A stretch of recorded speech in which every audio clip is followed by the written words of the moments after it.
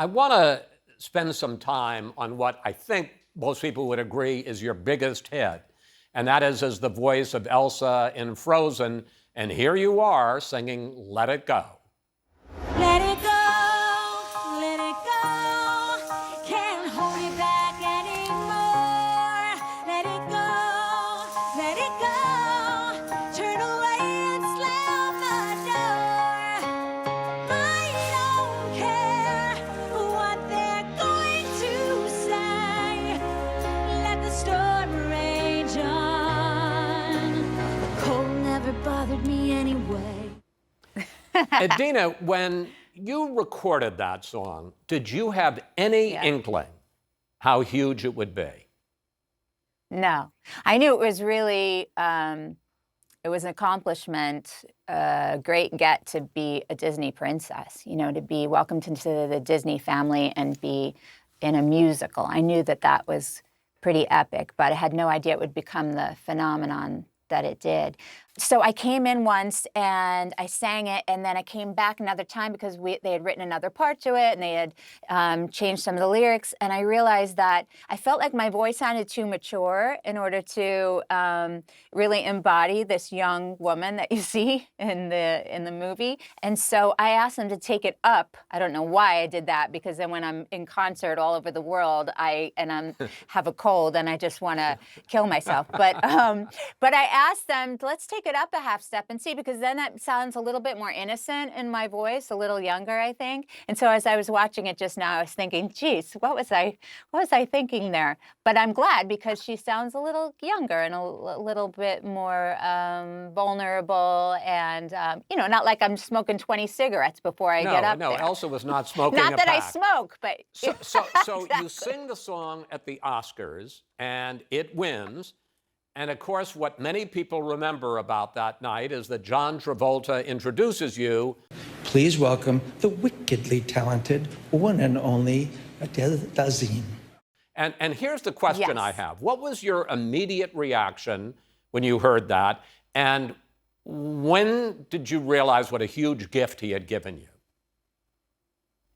Okay, so I had done a lot of preparation because I was super nervous about that night. And I knew that it was going to be Meryl Streep and Brad Pitt sitting in the front row. I had done a bunch of meditation about, you know, visualizing, manifesting that that night would go well for me. And I'd also told myself I was just going to sing to my son and just make it about singing to my son Walker and nothing else.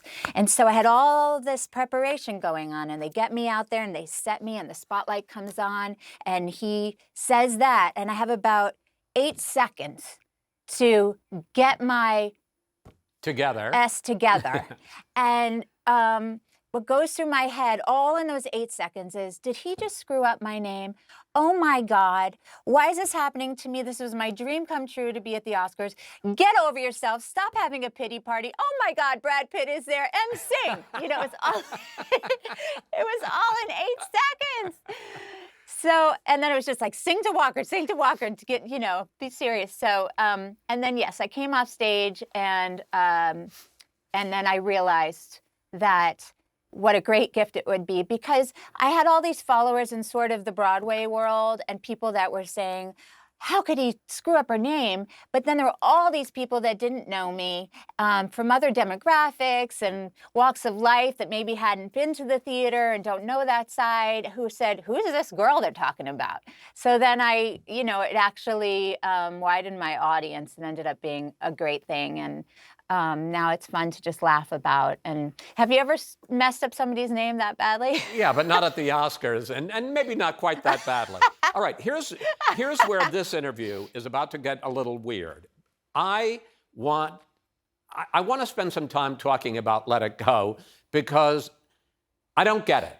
And here's you're looking at me like, oh my gosh, I didn't get it when I saw the movie. I didn't get it when every one of my grandchildren were singing the darn song.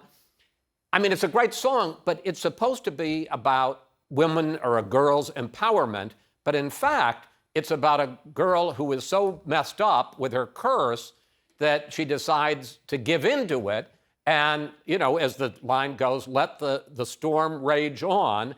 And in fact, I even, preparing for this interview, I even read an interview with The songwriters who said when they wrote that song, they didn't know whether you, Elsa, was a villain or a hero.